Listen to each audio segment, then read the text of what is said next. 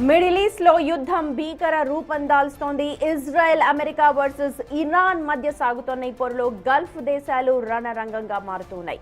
Kuwait, UAE, Saudi అరేబియాలోని ఎయిర్పోర్ట్లు, అటు America military బేస్లే లక్ష్యంగా Iran క్షిపణుల వర్షం కురిపిస్తోంది. విమానాశ్రయాలు ధ్వంసం కావడం, ఎయిర్ బేస్లు మూసివేయడంతో గల్ఫ్ దేశాల్లో ఉన్న లక్షలాది మంది భారతీయుల పరిస్థితి ఇప్పుడు అత్యంత ఆందోళనకరంగా మారుతోంది. هذاك مش سهل.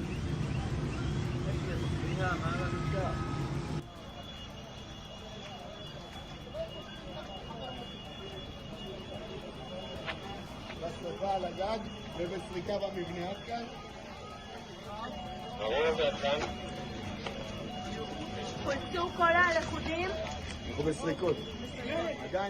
కువైట్ ఇంటర్నేషనల్ ఎయిర్పోర్ట్ పై డ్రోన్ దాడి జరగడం తీవ్ర కలకలం రేపుతోంది. ఈ దాడిలో టెర్మినల్ 1 పాక్షికంగా దెబ్బతింది.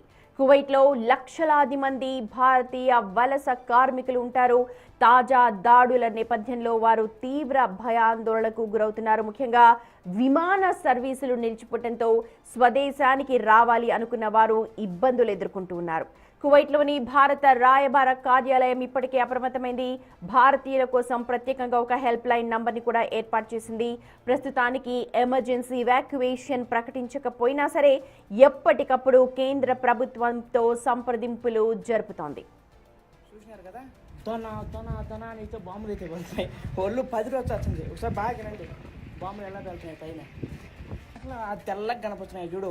ఇరాన్కి యుఏకి యుద్ధం అయితే పడుతుంది. పైన కువైట్ పైన అన్ని బాంబులు అయితే వెళ్తున్నాయి. చూసినారు కదా.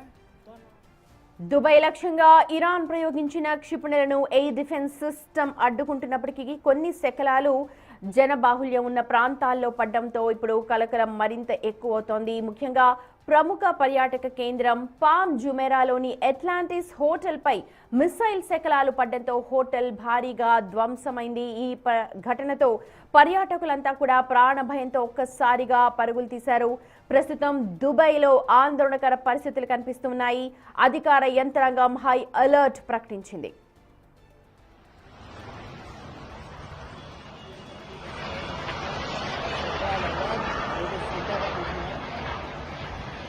Oh my God.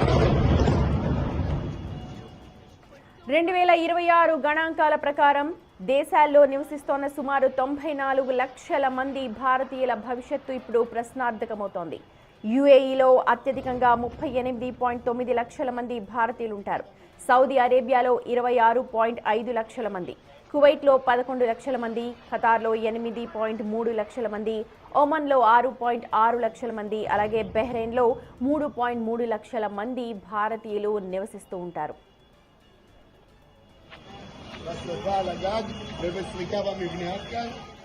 ముఖ్యంగా తెలుగు రాష్ట్రాల నుంచి ఉపాధి కోసం వెళ్లిన వారి సంఖ్య కూడా ఎక్కువగానే ఉంటుంది. దాదాపు 31 లక్షల మంది తెలుగు ప్రజలు ప్రస్తుతం గల్ఫ్ దేశాల్లో ప్రాణాలు అరచేతిలో పెట్టుకుని గడుపుతూ ఉన్నారు. వీరిలో తెలంగాణ నుంచే సుమారు 16 లక్షల మంది ఉంటారు. ఆంధ్రప్రదేశ్ నుంచి 15 లక్షల మంది వలస కార్మికులు అక్కడ పనిచేస్తున్నారు. Oh my God. ఇక ఈ యుద్ధంతో గల్ఫ్ దేశాల్లోని ఎయిర్పోర్ట్లన్నీ కూడా మూత పట్టడంతో స్వదేశానికి రావాలనుకుంటున్న వారి దారులన్నీ కూడా మూసుకుపోయాయి.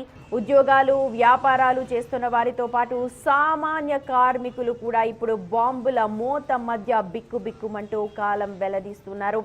ఈ 94 లక్షల మంది భారతీయులను కూడా సురక్షితంగా రక్షించడం ఇప్పుడు కేంద్ర ప్రభుత్వానికి అతిపెద్ద సవాల్గా మారుతోంది. యుద్ధం కనుక మరింత ముదిరితే మెగా ఇవాక్యుయేషన్ చేపట్టాల్సిన పరిస్థితి రావచ్చు. ప్రస్తుతానికి భారత ఎంబసీలు నిరంతరం పరిస్థితిని పర్యవేక్షిస్తూ ఉన్నాయి.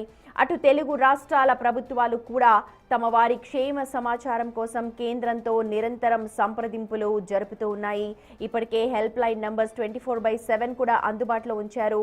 కానీ ప్రయాణం చేయడానికి కానీ ఎయిర్ బేస్ అన్నీ కూడా మూతపడడంతో ఎటు వెళ్ళలేని పరిస్థితిలో ప్రస్తుతం పౌరులందరూ కూడా ఉన్నారు.